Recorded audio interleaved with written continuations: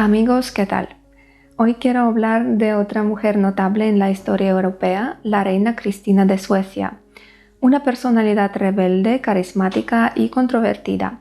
Ella conoció a mucha gente famosa de su época como el cardenal Mazarino, Ana de Austria, Luis XIV, varios papas y muchos filósofos como por ejemplo Descartes. Y ella misma muy a menudo fue el centro de atención de toda la Europa.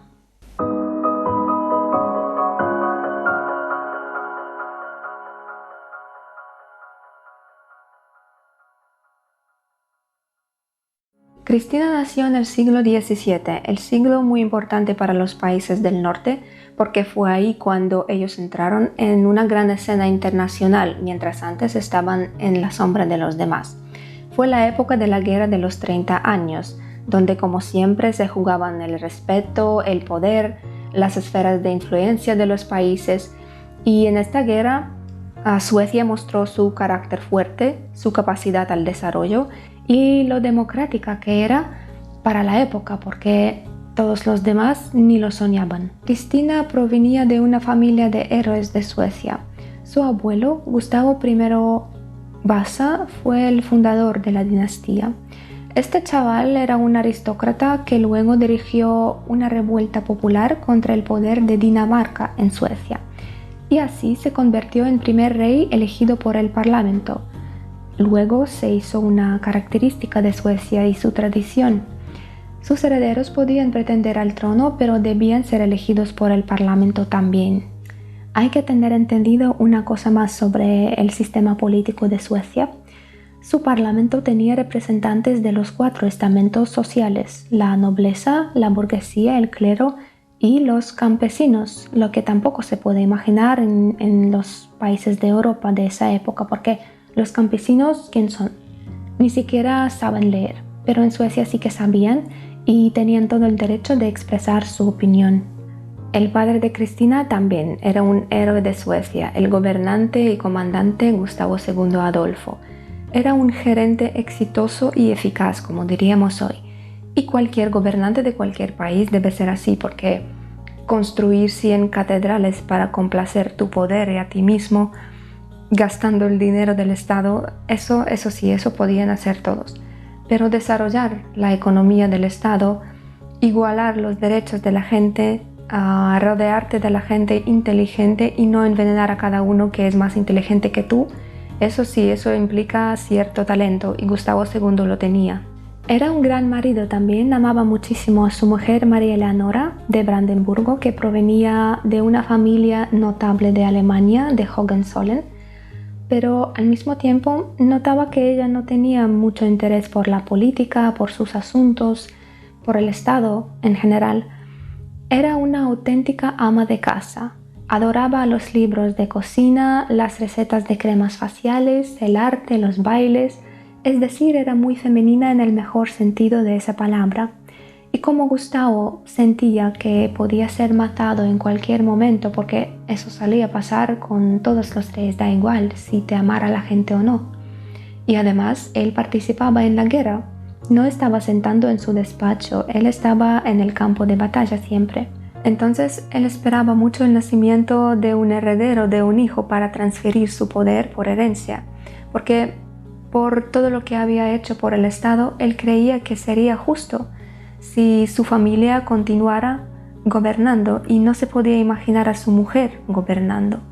Y a finales de 1626 nació una niña, Cristina.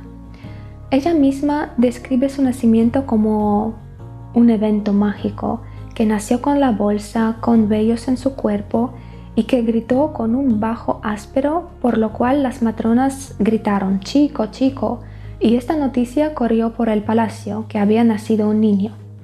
Luego ellas tenían mucho miedo de decirle a Gustavo que había nacido una niña, pero él lo recibió muy bien, no había ningún luto, porque el reino sueco ya aceptaba a una mujer como sucesora en el trono. La confirmó como su heredera con todos los derechos a la corona, pero como tenía miedo de que la chica se dedicara a recetas y cremas como su madre, en su testamento indicó que la criaran como un hijo y fuera de influencia de su madre.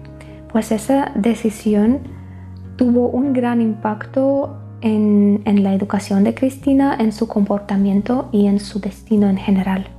Cuando Cristina tenía 4 años, Gustavo se fue a la guerra de la que no regresó.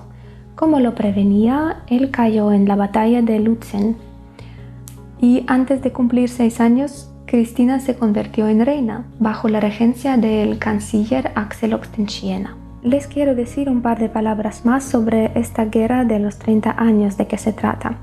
Fue librada en la Europa Central entre los años 1618 y 1648, donde intervinieron la mayoría de grandes poderes de Europa.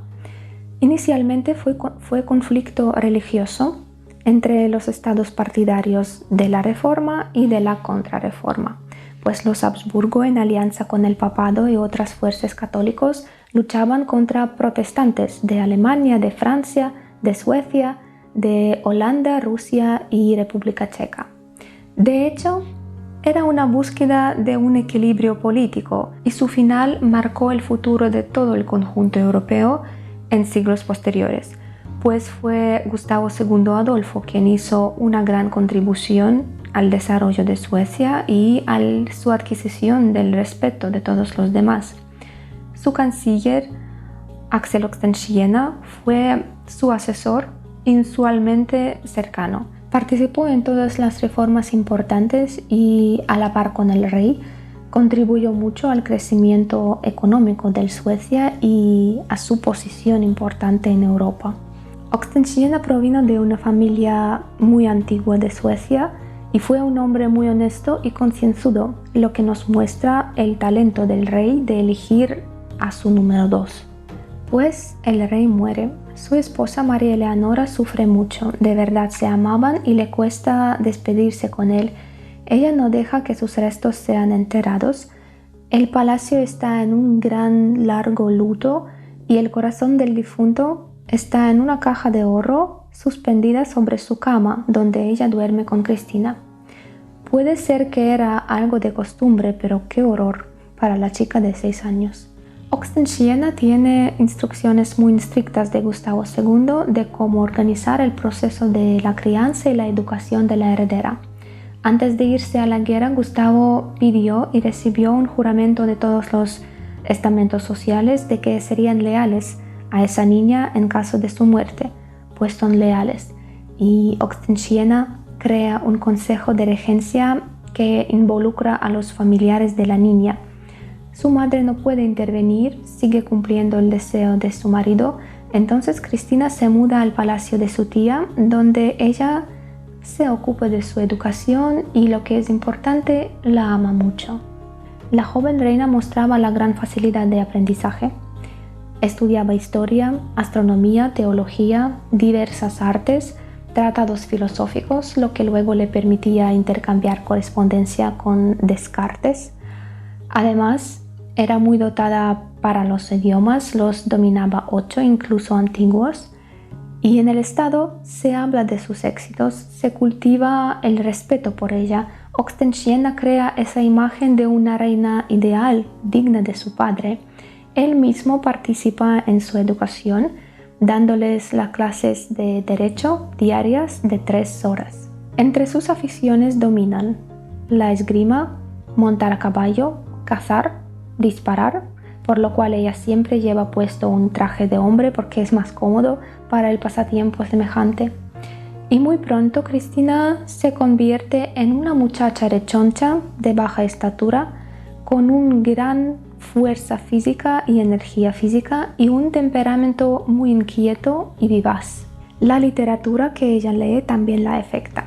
Ella vivió cerca de la época de Isabel I de Inglaterra y leyó su biografía y tomó su figura como un ejemplo para seguir. Pero a diferencia de Isabel I de Inglaterra, Cristina era más emocional y más impetuosa. Su educación infantil sembró la semilla de rebeldía, entonces ella muy a menudo tenía la apariencia de un niño desenfrenado. Ella misma escribe en su diario: «Yo estaba disgustada por todo lo que las damas decían y hacían.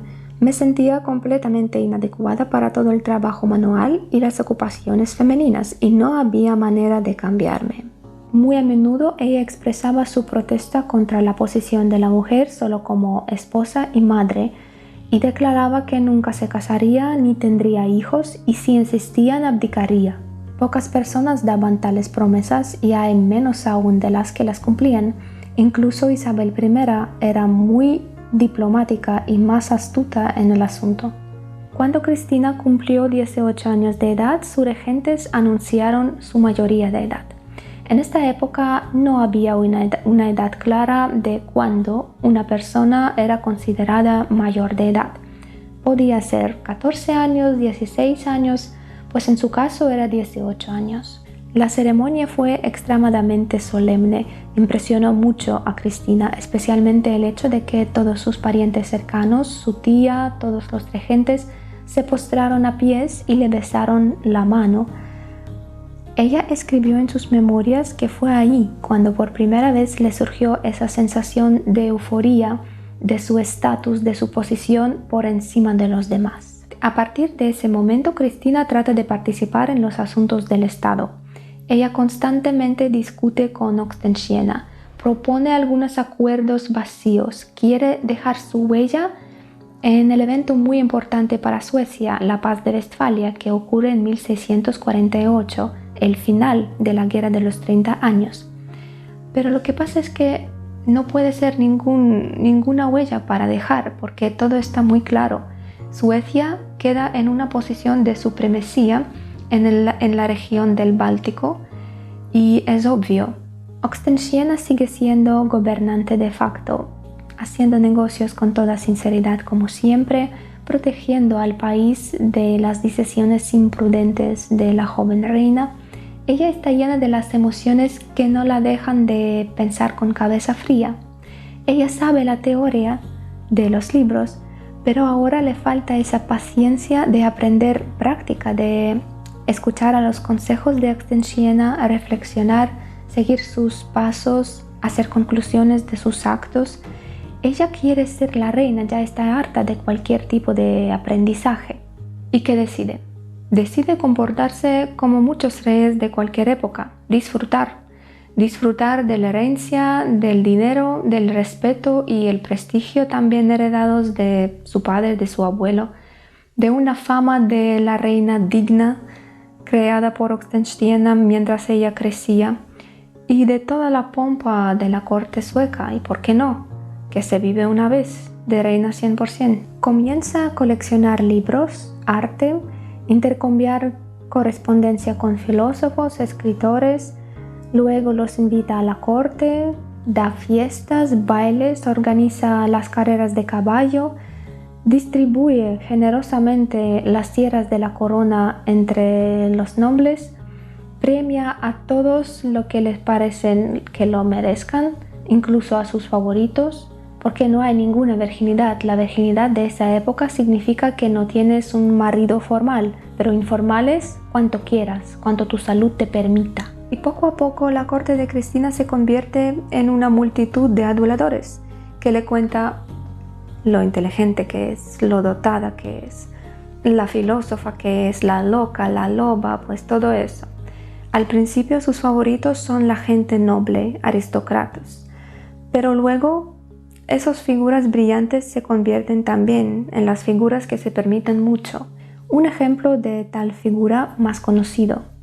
En 1652, Cristina no se encontraba muy bien y buscaba a un médico para consultar sobre su salud.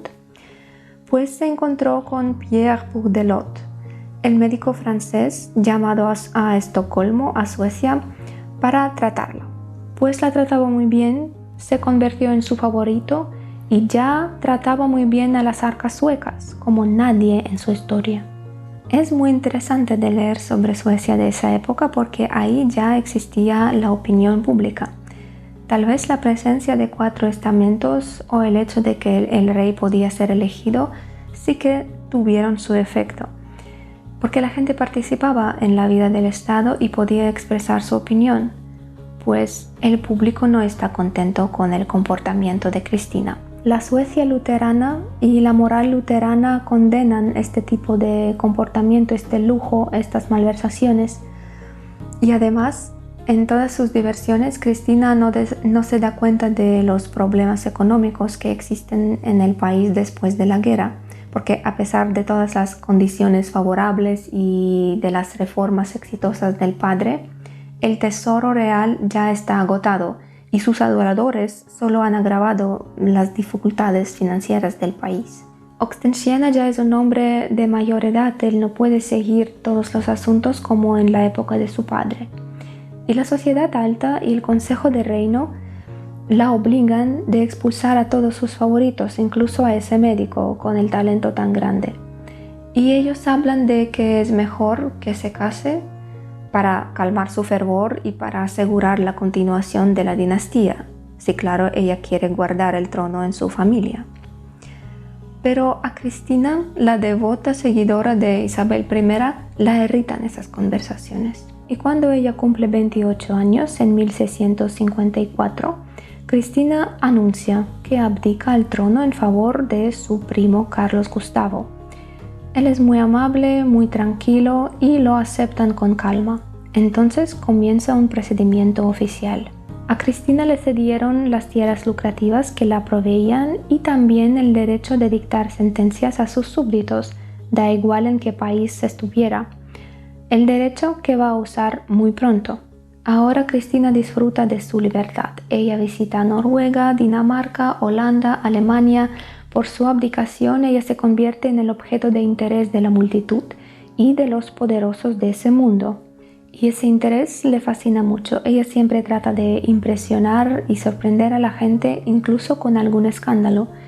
Y su escándalo más inesperado fue la abdicación del protestantismo y la conversión a la fe católica.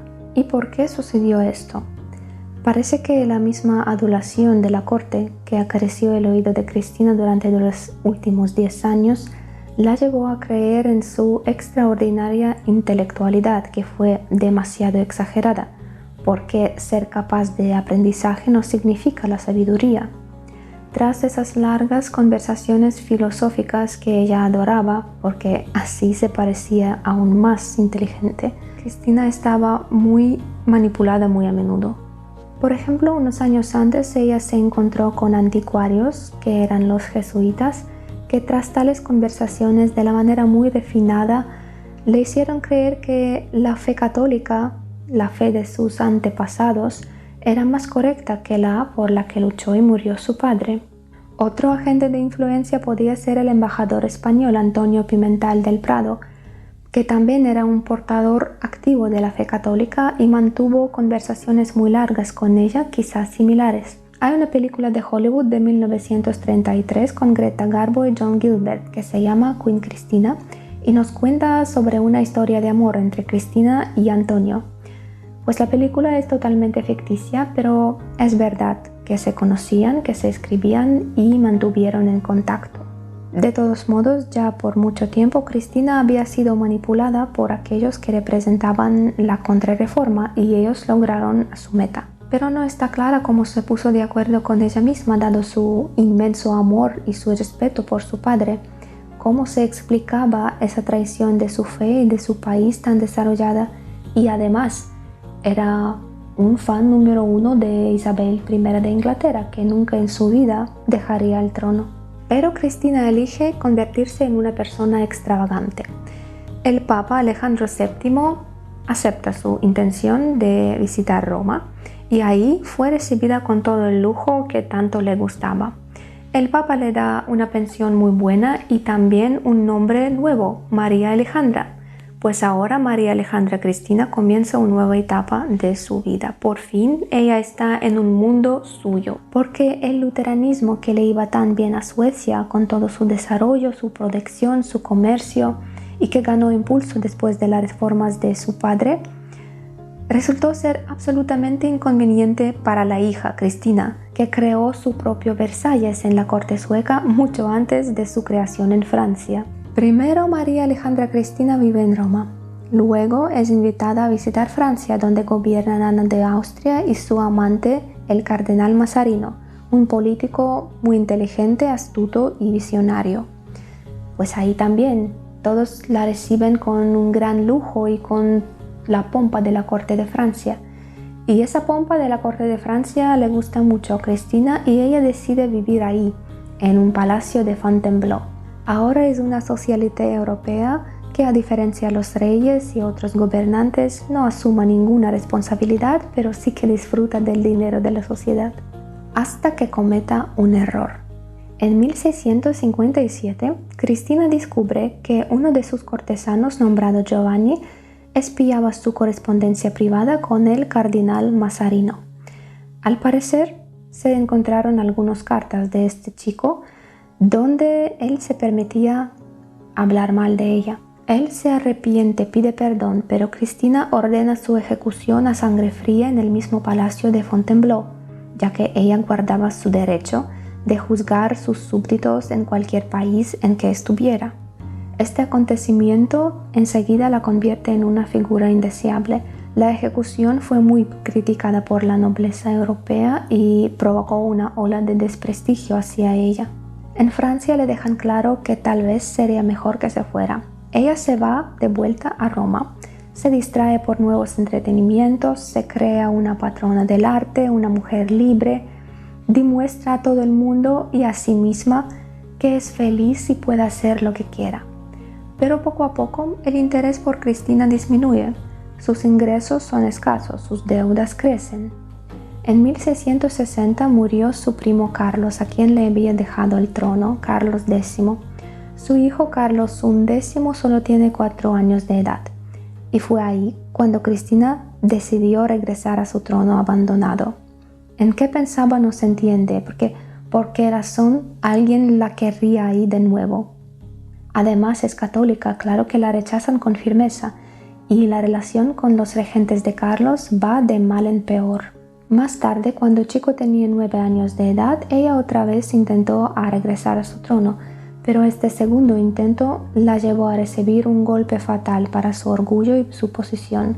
Le anunciaron que tuvo prohibida la entrada a Suecia. Eso la afectó mucho. Ella casi se volvió loca porque quería ser reina, da igual de qué país. Ella presentó su candidatura al trono polaco, pues los polacos están sorprendidos, como ¿por qué méritos? ¿Quién eres?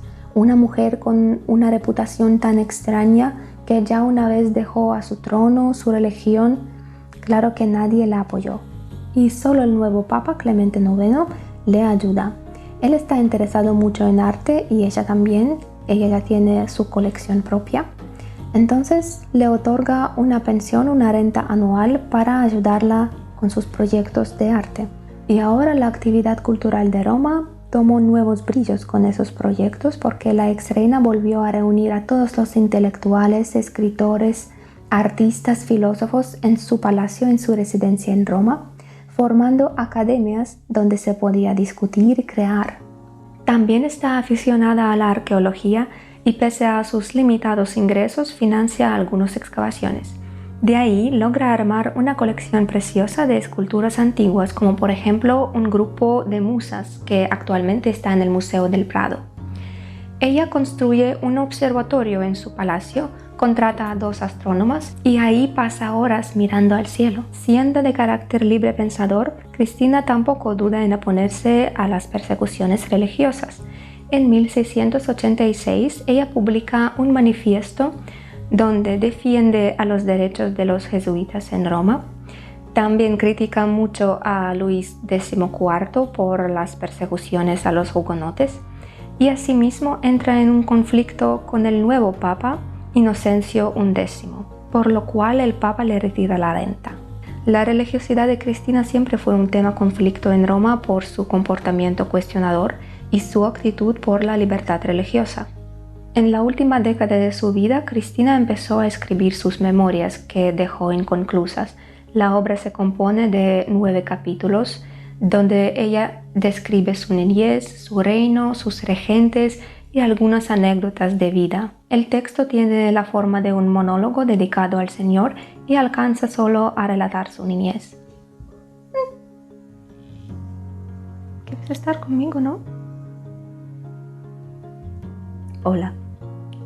En los primeros meses de 1689, Cristina se sintió muy enferma. En febrero ella sufrió algunos desmayos. El 1 de marzo ella escribió su testamento y también una carta al Papa Inocencio X solicitando su perdón por todas las diferencias que habían tenido. El Papa, que también se encontraba enfermo, le respondió que daba por terminadas todas sus diferencias y que daba su absolución. Cristina murió el 14 de abril en 1699 cuando solo tenía 52 años. Existen rumores de la ambigüedad sexual de Cristina, por lo cual a la comunidad LGBT le gusta usar su imagen como un ícono.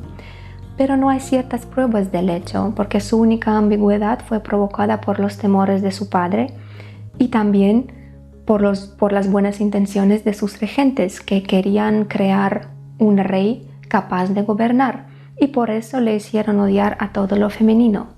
¿Y qué pasó? Pues los temores de su padre se hicieron realidad, porque montar a caballo en pantalones no significa gobernar, y gobernar no sabía. Como a su madre le interesaban bailes, conversaciones filosóficas, arte, gastar dinero y bañarse en cumplidos y la atención de los demás. Y a la vez negar todo lo femenino que había en ella y no saber sentirse mujer por lo malo que le parecía serla. A lo largo de su vida ella estaba en búsqueda de sí misma, de su lugar, de su destino, y menos mal que en las últimas décadas de su existencia se dedicó al arte de la manera profesional y así sirvió como una fundadora de colecciones impresionantes que tenemos hoy en Europa.